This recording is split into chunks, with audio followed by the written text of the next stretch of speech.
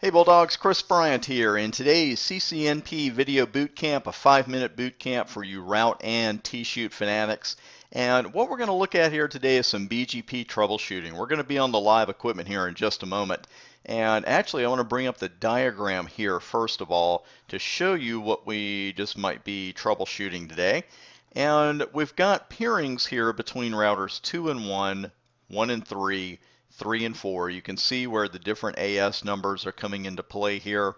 And right now we've got a loopback on router 4 that's being advertised into BGP. So we're going to do a little bit of troubleshooting here if necessary. So if you want to pause the video and jot that down, I think that's a great idea. Otherwise, we're going to move forward. So let's go ahead and hit the live equipment here. We're on router 4, so let's run show IP BGP here and see what we see. We've got the network in there, and we see valid and best. Remember, we have to have, as I like to put it, the asterisk and the arrowhead next to that network number for it to be considered valid and best. The next hop of all zeros, quick tip there, that just simply means the route was locally originated, so you don't have to troubleshoot that. So let's go down to router 3, since that's the only router in our network that is directly peered with router 4. And if we run a show IP BGP here, everything looks good here. So it doesn't look like we need to do any troubleshooting because we've got valid and best next to the network number. We have a next hop address that is apparently reachable. Let me show you a little command here that really helps with that. And that's actually putting the network number after show IP BGP.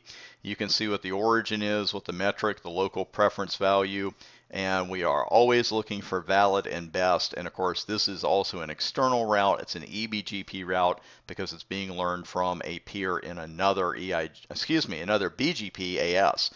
Now let's hop over to router 1 and see what we see there.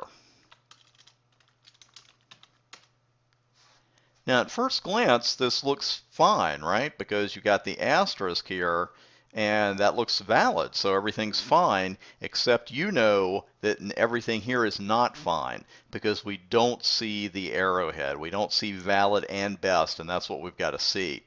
So, if we were troubleshooting this, where would we go from here? Well, that's why we peeked at that show IP BGP command, because people tend to forget about this one, putting the number after show IP BGP.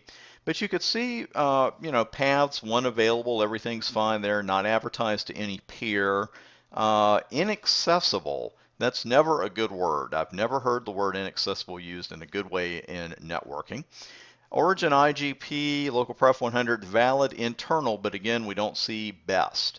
The problem here is that this router does not have a path then to 172.23.23.4. You can see where it's getting the route from, and in this particular network, we can ping that address, but that's not enough. We've got to be able to ping this next hop address, and we're not going to be able to do that. Of course, we'll check it anyway since we're hard-headed, but you can see that's not going to work. That's the issue right now. Now, there are a couple of ways to get around this. But the one thing we're going to do, it's much more common, it's a good command to be aware of for your CCNP route and TSHOOT exams, is that next hop self command. So let's go ahead and run that BGP 1235. And it starts with our neighbor command. And that's router 1's address. And of the many, many, many options we have here, we are looking at this one, next hop self. Disable the next hop calculation for this neighbor. So let's go ahead and bring the live equipment back up. There we go. Let's try that command. Let's do an escape there. Next hop self, and believe it or not, we have found another Cisco command with no options at the end. So that's going to be it right there. Now I'm going to do a soft reset. And then we're going to go up to router 1 and see what's cooking there. And now you see valid and best. You also see another major change here. The next hop is 172.12.123.3. I know scrolling can get in the eyes here. You'll notice earlier, can be hard on the eyes, that is. You'll notice earlier with show IP BGP when we ran that on router 1, the next hop was 172.23.23.4. And what we needed was a reachable next hop IP address, and that one in this case is 172.12.123.3. That's why we're seeing valid and best. And we'll go ahead and run show IP BGP with all fours right there, and you can see now we see both magic words valid and best. Now, so we're all done, right? Let's look at that diagram one more time. And let me bring it up in the other viewer. There we go. So we've got router 4 with the route originally. That's why we saw the next hop of all zeros. On router 3, we saw that it was valid and best. At router 1, it was not originally valid and best, but we made it so with the next hop self command. But we also notice here, not advertised to any peer on router 1. So let's go down to router 2. And we're not getting anything at all.